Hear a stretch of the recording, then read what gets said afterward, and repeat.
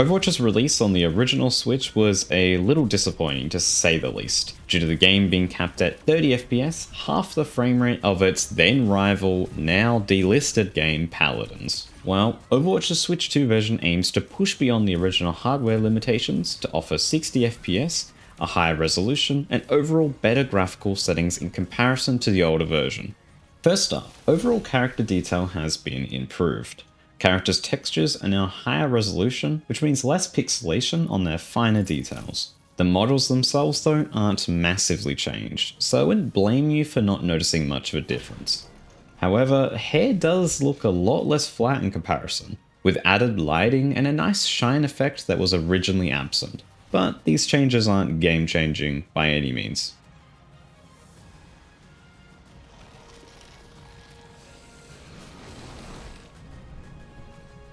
There's also a noticeable bump in the quality of weapons seen in first person.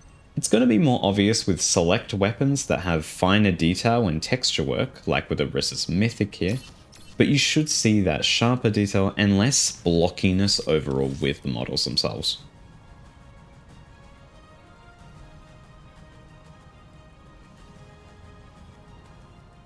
More generally, Overwatch's Switch 2 edition has had most of its settings bumped. So we see things like increased shadow resolution, high texture quality as stated before, better LODs, added effects, and more objects scattered throughout the maps, like the small flowers in this scene, or the smoke and fire in this destroyed section of the map. So expect to see these smaller additions throughout the game. Alongside these, we get additional lighting effects, and an added emissive glow in select situations, like with Ramatra's particle shots, or Lifeweaver's light flower.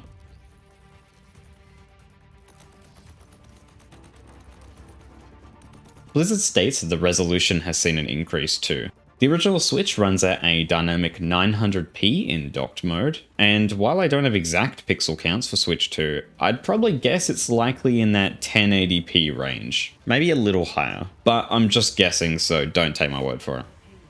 Overall, visually I'd say the upgrade works to smooth out some of the older version's rough edges, which were definitely quite obvious when playing on a big display. I did want to quickly add though, it's noted that there's an improvement to audio quality, so let me know if you can hear a difference.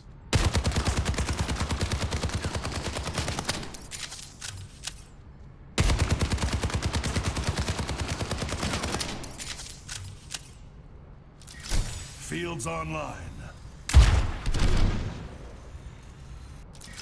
Fields online. Now for the upgraded frame rate, and it definitely feels substantial, as you would expect with twice the frames being output. But I ran through a few separate matches on different maps and synced them up with Overwatch's own replay feature to get proper side-by-sides. What I found was that the new version performs actually quite well. There are times where dropped frames can occur, like with ultimates and big team fights, but I'd say 95% of my footage was between 58 and 60 FPS. That is, aside from this one fight, which was the worst performance I saw out of it. It does go to show though that the Switch 2 version isn't perfect, so you may see some performance issues at certain points. But at least it's not common, as I did play through multiple matches and this was the only time I saw anything like this.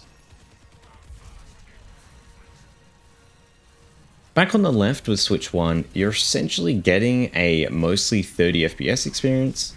Unfortunately, it can still be unstable during heavy scenes, with the worst part being that because the frame rate is already so low, the drops become more obvious whilst playing. Personally though, I kind of think 30 FPS is too low of a frame rate to play a game like this competitively, at least for me, so I'd say this type of game demands a bare minimum of 60 FPS to feel good, but that's personal preference of course.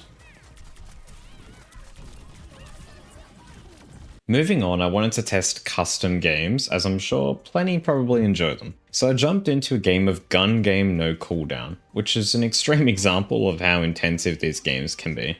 If you play anything else, it's probably going to be much better, but for being real, this was essentially unplayable on Switch 1. Characters, including my own, weren't even loading in.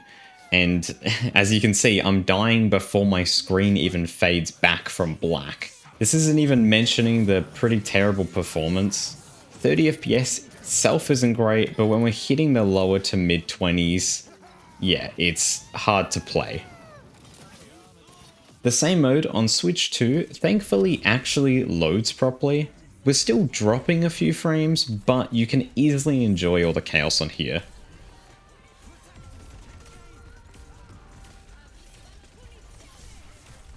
Now, we've already looked at the obvious differences like resolution and frame rate, but if you've ever actually tried to play Overwatch on Switch 1, you'd know how slow and choppy things feel.